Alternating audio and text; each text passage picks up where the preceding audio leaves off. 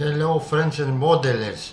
I'm almost done placing the photo etch pieces from Eduard set for the Revell S100 in 1/72 scale, and now I will continue with the placement of the remaining plastic parts, apart from those that will be painted separately.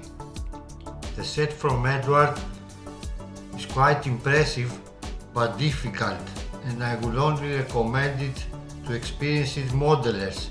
Also in the model I have changed all the anti-aircraft gun barrels with metallic from amber.